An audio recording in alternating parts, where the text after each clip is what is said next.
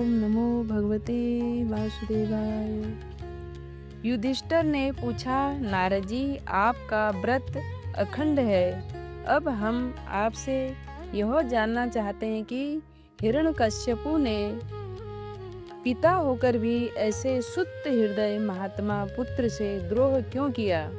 पिता तो स्वभाव से ही अपने पुत्रों से प्रेम करते हैं। यदि पुत्र कोई उल्टा काम करता है तो वे उसे शिक्षा देने के लिए ही डांटते हैं, शत्रु की तरह बैर विरोध तो नहीं करते।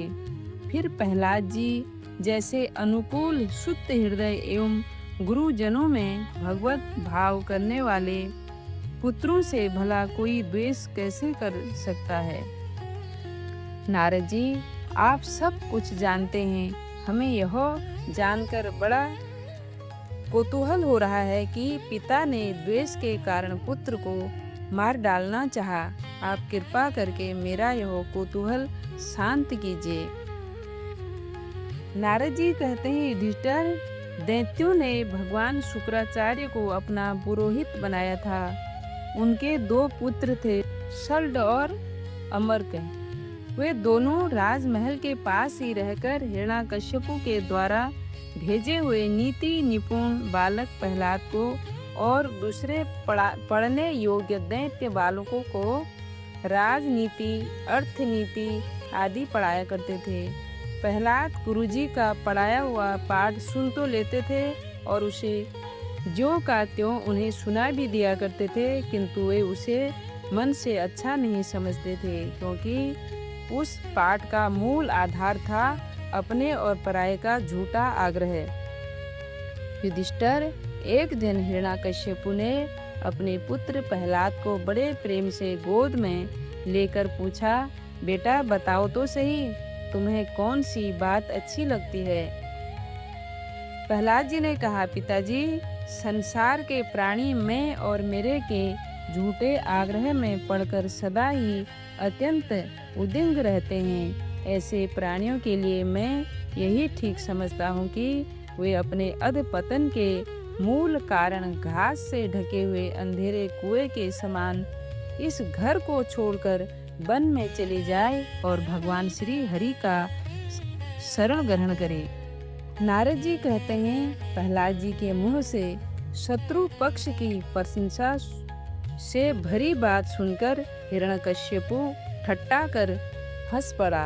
उसने कहा, दूसरों के बहकाने से बच्चों की बुद्धि यूं ही बिगड़ जाया करती है। जान पड़ता है गुरुजी के घर पर विष्णु के पक्षपाती कुछ ब्राह्मण भेष बदलकर रहते हैं। बालक की भली भांति देख रेख की जाए, जिससे अब इसकी बुद्धि बहकने ना पावे। जब दैत्यों ने प्रहलाद को गुरुजी के घर पहुंचा दिया, तब पुरोहितों ने उसको बहुत पुचकार कर और फुसलाकर बड़ी मधुर वाणी से पूछा, बेटा प्रहलाद, तुम्हारा कल्याण हो, ठीक ठीक बतलाना, देखो झूठ ना बोलना। यह तुम्हारी उल्टी बुद्धि कैसे हो गई? और किसी बालक की बुद्धि तो ऐसी नहीं है। कुलनंदन प्रहलाद, बताओ तो बेटा, हम तुम्हारे गुरुजन यह जानना चाहते हैं कि तुम्हारी बुद्धि स्वयं ऐसी हो गई या किसी ने सचमुच तुमको बहका दिया? प्रहलाद जी ने कहा, जिन मनुष्यों की बुद्धि मोह से ग्रस्त हो रही है, उन्हीं को भगवान की माया से यह झूठा दुराग्रह होता देखा गया है कि यह अपना है और यह पराया। उन मायापति भगवान को मैं नमस्कार करता हूँ। वे भगवान ही जब कृपा करते हैं तब मनुष्यों की पाशविक बुद्धि नष्ट होती है। इस पशु बुद्धि के कारण ही तो यह मैं हूँ और यह मुझसे भिन्न है। इस प्रकार का झूठा भेदभाव पैदा होता है। वही परमात्मा यह आत्मा है। अज्ञानी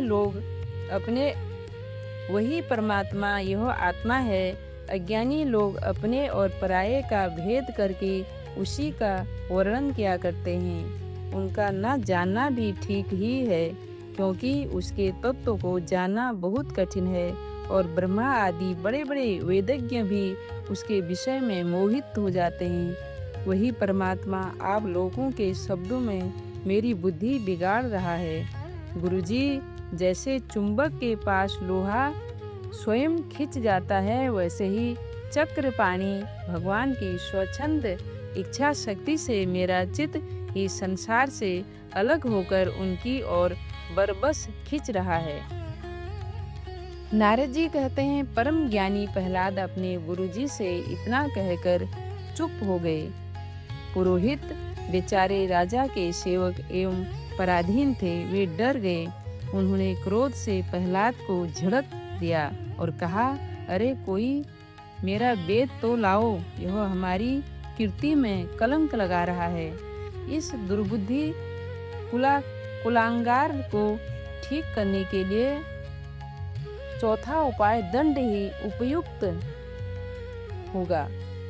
दैत्य वंश के चंदन वन में यह कांटेदार बबूल कहाँ से पैदा हुआ? जो विष्णु इस वन की जड़ काटने में कुल्हाड़े का काम करते हैं, यह नादान बालक उन्हीं की भेंट बन रहा है, सहायक हो रहा है। इस प्रकार गुरु जी ने तरह तरह से डांट फटक कर प्रहलाद को धमकाया और अर्थ, धर्म एवं काम संबंधी शिक्षा दी।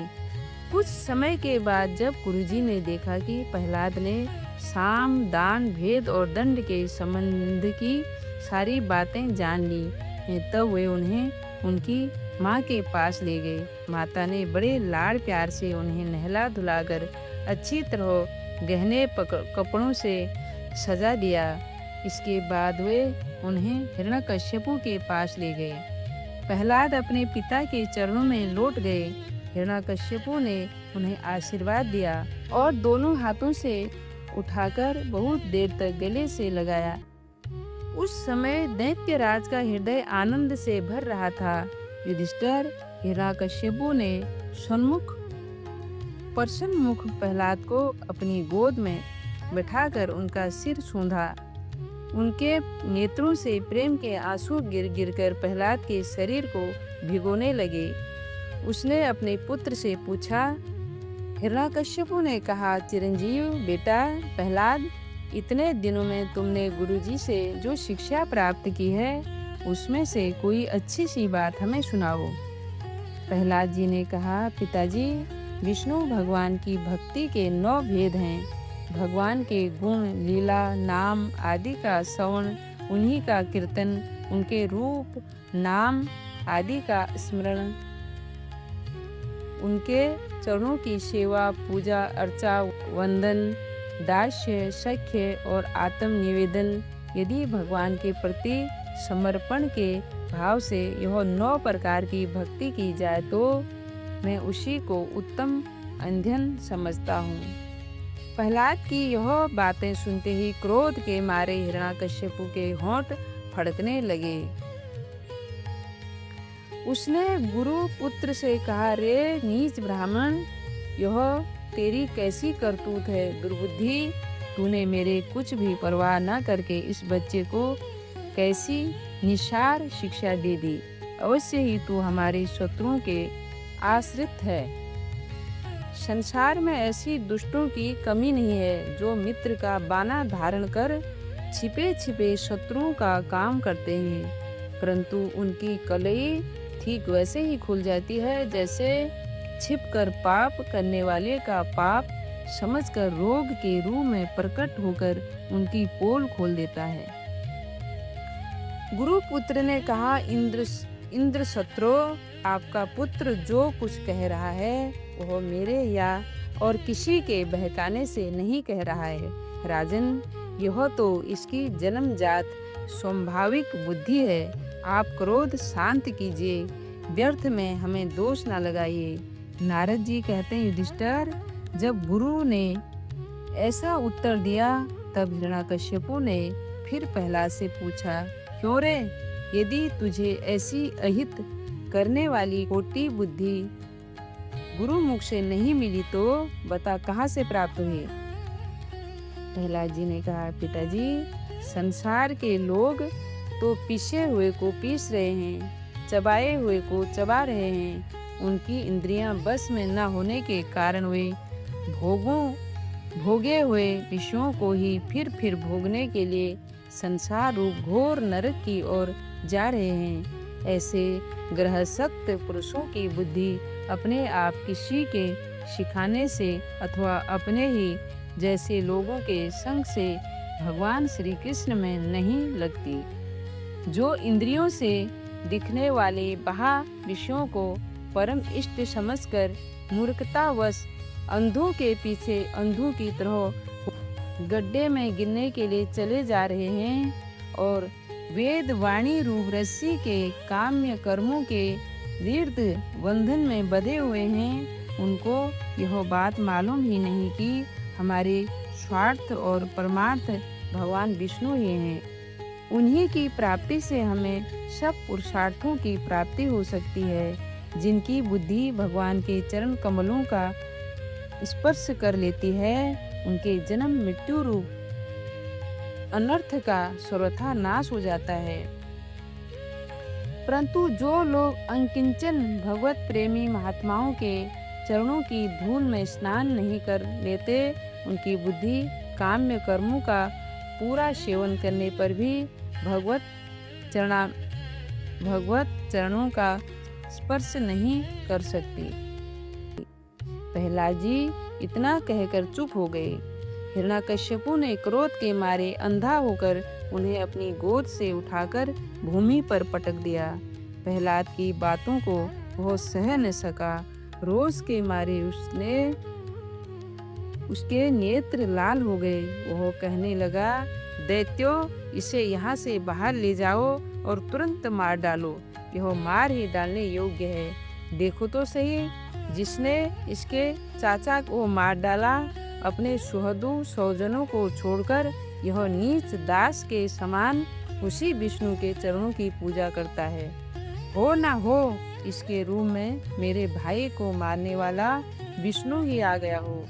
अब यह विश्वास के योग्य नहीं है।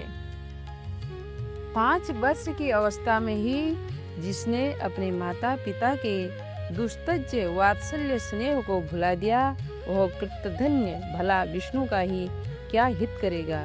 कोई दूसरा ही यदि औसत के समान भलाई करे तो वह एक प्रकार से पुत्र ही है, पर यदि अपना पुत्र भी अहित करने लगे तो रोग के समान वह शत्रु है।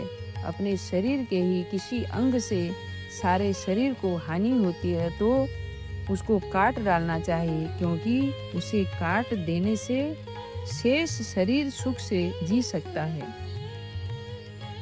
यह स्वजन का बाना पहनकर मेरा कोई शत्रु ही आया है। जैसे योगी की भोग लोलुप इंद्रियां उसका अनिष्ट करती है, वैसे ही यह मेरा अहित करने वाला है। इसलिए खाने, सोने, बैठने आदि के समय किसी भी उपाय से इसे मार डालो। जब हिरण्याकश्यपु ने दैत्यों को इस प्रकार आज्ञा दी, तब तीखी दाढ़, विकराल वदन, लाल लाल दाढ़ी, मूछ वाले केशों वाले दैत्य हाथों में त्रिशूल ले लेकर मारो काटो इस प्रकार बड़े जोर से चिल्लाने लगे। प्रहलाद चुपचाप बैठे हुए थे और दैत्य उनके सभी मर्म स्थानों में शूल से घाव कर रहे थे। उस समय प्रहलाद जी का चित्त उन परमात्मा में लगा हुआ था जो मन वाणी के अगोचर सर्व आत्मा, समस्त शक्तियों के आधार एवं परब्रह्मा है। इसीलिए उनके सारे पहाड़ ठीक वैसे ही निष्फल हो गए जैसे भाग्यहीनों के बड़े बड़े उद्योग धंधे व्यर्थ होते हैं। युधिष्ठिर, जब शूलों की मार से प्रहलाद के शरीर पर कोई असर नहीं हुआ, तब हिरण्याकश्यपु को बड़ी शंका हुई। अब वह प्रहलाद को मार डालने के लिए बड़े हट से भांति भांति के उपाय करने लगा। उसने उन्हें बड़े बड़े मतवाले हाथी से कुचलवाया, विषधर सांपों से डसवाया, पुरोहितों से कृत्या राक्षसी उत्पन्न कराई, पहाड़ की चोटी से नीचे डलवा दिया, शंबासुर से अनेकों प्रकार की माया का प्रयोग करवाया, अंधेरी कोठरियों में बंद करा दिया, विष पिलवाया और खान पान बंद किया, बर्फीली जगहों, दहकती हुई आग, और समुद्र में बारी बारी से डुलवाया, आधी में छोड़ दिया तथा पर्वतों के नीचे दबवा दिया, परंतु इनमें से किसी भी उपाय से वो अपने पुत्र निष्पाप प्रहलाद का बाल भी बांका ना कर सका। अपनी विवशता देखकर हिरण्याकश्यपु को बड़ी चिंता हुई। उसे प्रहलाद को मारने के लिए और कोई उपाय नहीं सूझ पड़ा।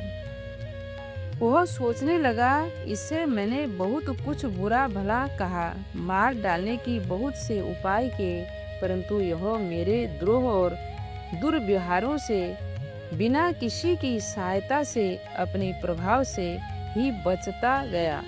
यह बालक होने पर भी समझदार और मेरे पास ही निशंक भाव से रहता है। हो ना हो इसमें कुछ सामर्थ्य अवश्य है। जैसे सुनहसेब अपने पिता के करतूतों से उसका विरोधी हो गया था, वैसे ही यह भी मेरे किए अपकारों को ना भूलेगा। ना तो यह किसी से डरता है और ना इसकी मृत्यु ही होती है। इसकी शक्ति की थाह नहीं है। अवश्य ही इसके विरोध से मेरी मृत्यु होगी, संभव है, ना भी है। इस प्रकार सोच विचार करते करते उसका चेहरा कुछ उतर गया। शुक्राचार्य के पुत्र शल्ड और अम्रक ने जब देखा कि हिरण्याकश्यपु तो मुंह लटकाकर बैठा हुआ है, तब उन्होंने एकांत में जाकर उससे यह बात कही, स्वामी, आपने अकेले ही तीनों लोकों पर विजय प्राप्त कर ली। आपके भुवें टेढ़ी करने पर ही सारे लोकपाल कांप उठते हैं। हमारे देखने में तो आपके लिए चिंता की कोई बात ही नहीं है। भला बच्चे के खिलवाड़ में भी भलाई बुराई सोचने की कोई बात है? जब तक हमारे पिता शुक्राचार्य जी नहीं आ जाते, तब तक यह डर कर कहीं भाग ना जाए, इसलिए इसे वरुण के पासु से बात रखिए। प्राय ऐसा होता है कि अवस्था की वृद्धि के साथ साथ और गुरुजनों की सेवा से बुद्धि सुधर जाया करती है। हिरण्याकश्यपु ने अच्छा ठीक है कहकर गुरु पुत्रों की सलाह मान ली और कहा कि इसे उन धर्मों का उपदेश करना चाहिए जिनका पालन ग्रस्त नरपति किया करते हैं। युधिष्ठिर इसके बाद पुरोहित उन्हें लेकर पाठशाला में गए और कर्मस्य धर्म अर्थ और काम इन तीन पुरुषार्थों की शिक्षा देने लगे। प्रहलाद वहाँ अत्यंत नर्म सेवक की भांति रहते थे, परंतु गुरुओं की वह शिक्षा प्रहलाद को अच्छी न लगी, क्योंकि गुरुजी उन्हें केवल अर्थ धर्म और काम की ही शिक्षा देते थे। यह शिक्षा केवल उन लोगों के लिए है जो राग द्वेष आदि द्वंद और विषय भोगों में रस ले रहे होते हैं। एक दिन गुरुजी गृहस्थी के काम में कहीं बाहर चले गए थे। छुट्टी मिल जाने के कारण समय यकु बालकों ने प्रहलाद जी को खेलने के लिए पुकारा। प्रहलाद जी परम ज्ञानी थे। उनका प्रेम देखकर उन्होंने उन बालकों को ही बड़ी मधुर वाणी से पुकार कर अपने पास बुला लिया। उनसे उनके जन्म मरण की गति भी छिपी नहीं थी। उन पर कृपा करके हंसते हुए से उन्हें उपदेश करने लगे। युधिष्ठिर वे सब अभी बालक ही थे, इसलिए राग द्वेष परायण विषय भोगी पुरुषों के उपदेशों से और चेष्टाओं से उनकी बुद्धि अभी दूषित नहीं हुई थी। इससे और प्रहलाद के प्रति आदर बुद्धि होने से उन सब ने अपनी खेल कूद की सामग्रियों को छोड़ दिया तथा प्रहलाद जी के पास जाकर उनके चारों ओर बैठ गए और उनके उपदेश में मन लगाकर बड़े प्रेम से एकटक उनकी ओर देखने लगे। भगवान के परम प्रेमी भक्त प्रहलाद का हृदय उनके प्रति करुणा और मैत्री के भाव से भर गया तथा वे उनसे कहने लगे, प्रहलाद जी कहने लगे, प्यारे बालकों भजन करते हैं। राम नाम लड्डू गोपाल नाम घी, राम नाम लड्डू गोपाल नाम घी, हरि नाम मिश्री घोल घोल पी। राम नाम लड्डू गोपाल नाम घी, हरि नाम मिश्री घोल घोल पी।